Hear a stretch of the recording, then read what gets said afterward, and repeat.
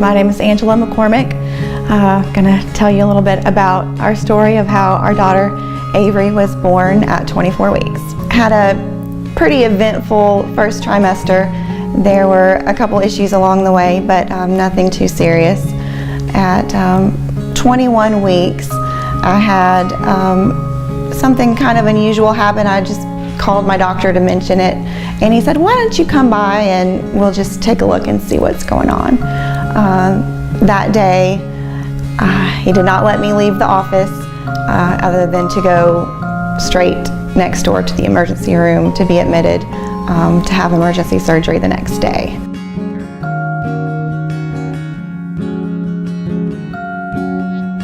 So I stepped outside and got a very unfortunate phone call that my wife was panicked, was worried, I could tell in her voice that something was wrong, and she told me that she had been to the doctor. She had thought there was an issue, and so she went straight there, in which I praised her that was the absolute right thing to do. So she said, they're admitting me to the hospital, and I may have to have surgery. It was successful that day. He said there's nothing left to do at this point but pray. We stayed in the hospital for 3 days and went home on bed rest.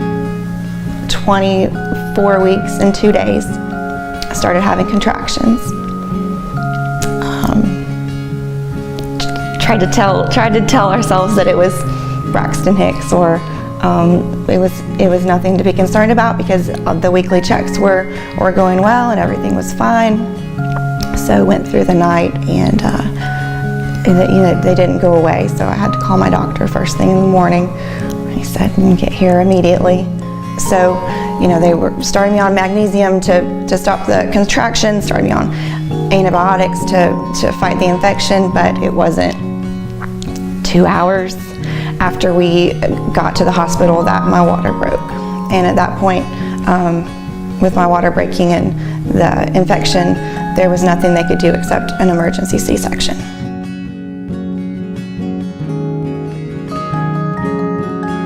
All of a sudden, they say, "Hey, would you like to see your daughter?" And I remember going over there and looking at her, and she was just so tiny. Not seen a lot of small babies, and I've not ever seen a baby that you could hold in your hand. It was just a surreal moment to see your daughter there that you instantly love so much, and then have this idea of that she's just incredibly tiny.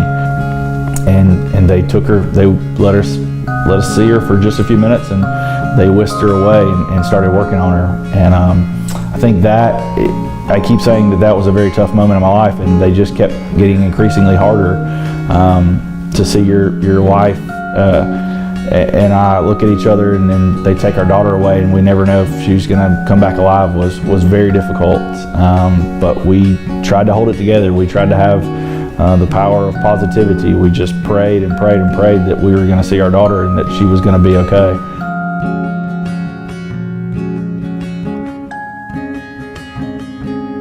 Avery ended up spending 101 days in the NICU.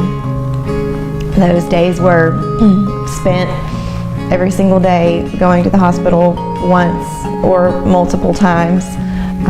Those days were spent Stephen going to work, coming home, getting me, taking me to the hospital, lunch break, hospital visits, learning how to take care of a 1-pound baby through tiny holes in an isolette, being scared to touch your own baby, having to ask a nurse permission to touch your own baby, waiting, anticipating phone calls throughout the day and night.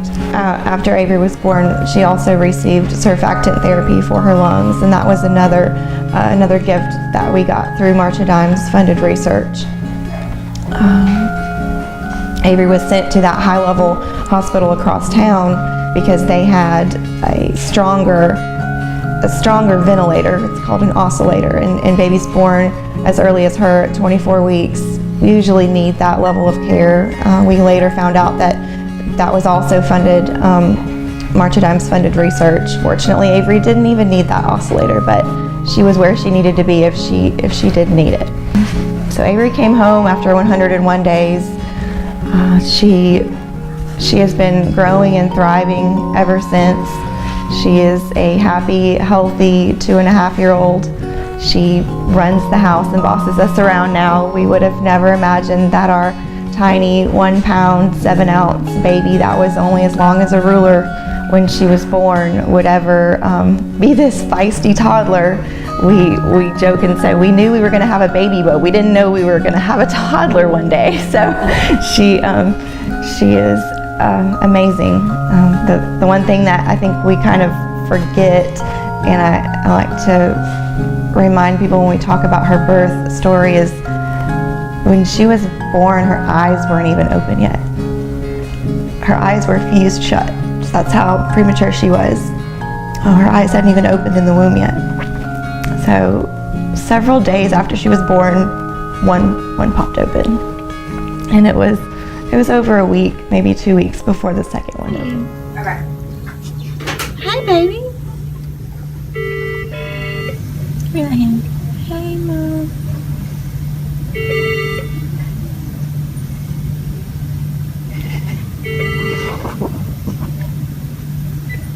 Get it, y'all? You get it? I am your biggest fan. I hope you know I am. But do you think you can somehow slow down? Slow down.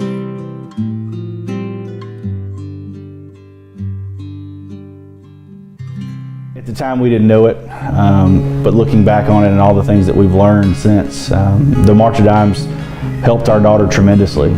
There was everything in that hospital, everything that the doctors in the hospital knew and the staff was research that had been done by March of Dimes to make sure that my wife and my daughter had every chance of survival. And I know they worked on that for decades, and it worked. It helped her survive, and only I will know and see her as soon as she was born. I questioned that. I was worried that wouldn't happen, but through all the research that March of Dimes has done, it gave us a fighting chance, and it gave my daughter a fighting chance to survive. We really appreciate, of course, the March of Dimes and everything that they have done to fund research that helped our daughter survive. And those things would not be possible without the support of donors and volunteers and everybody that comes together to support the mission of the March of Dimes. And it really is giving moms and babies a fighting chance. We know for a fact that without the interventions provided by March of Dimes, that Avery would not be with us today, and we are forever grateful.